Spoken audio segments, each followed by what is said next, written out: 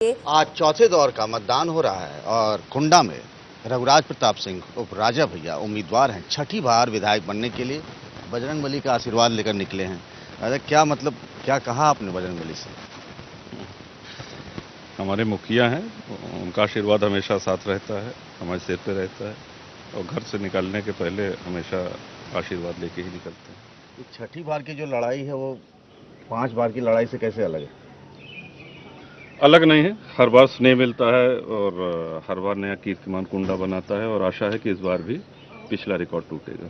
ये जो आप लोग कहते हैं चुनाव निशान आपका कभी कुल्हाड़ी, कभी आपकी वो आरी बन जाती, कभी कुर्सी, तो बड़ा मुश्किल काम होता होगा सब तक पहुंचाना ही।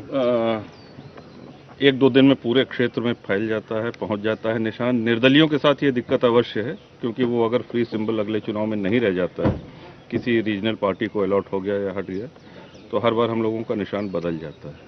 तो लेकिन पिछली बार भी आ रही था, इस बार भी आ रही है। तो भाई को बताइए कि आप चूंकि इस बार अखिलेश सरकार में आप मंत्री रहे, चौथे दौर के मतदान जब आज हो रहा है, आपको क्या लग रहा है कि क्या सूरत हाल होगी यूपी की? अभी तक तो अपने क्षेत्र के बाहर, अपने ज़िले के बाहर नहीं गए हैं। अब अपने चुनाव से फुर्सत पा जाएंगे, फिर बता पाएंगे आपको।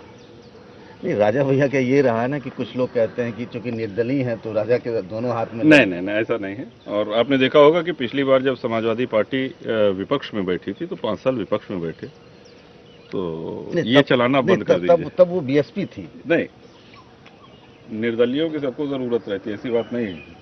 और ऐसा नहीं कि संदेश या आवश्यकता नहीं है किसी को।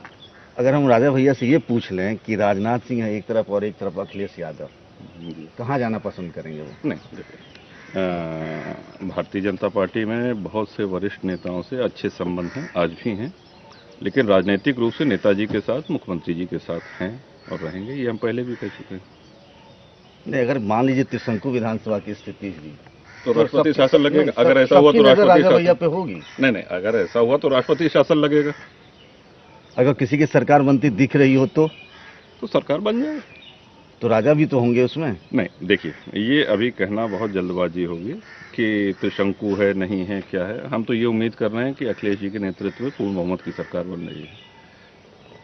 और राजा भैया कभी इच्छा होगी कि कुंडा छोड़ के दिल्ली की राजनीति की तरफ भी जाएं? अभी ऐसी कोई योजना नहीं है, अगर होगी तो ज़रूर आपको सूचित करेंगे, ज़रूर बताएंगे। तो ये है राजा भैया और रघुराज प्रताप सिंह, जो कह रहे हैं कि फिलहाल भले ही दोनों हाथ में लड्डू हों, लेकिन उन्होंने तय कर लिया है कि लड्डू हमें किस हाथ में रखनी है।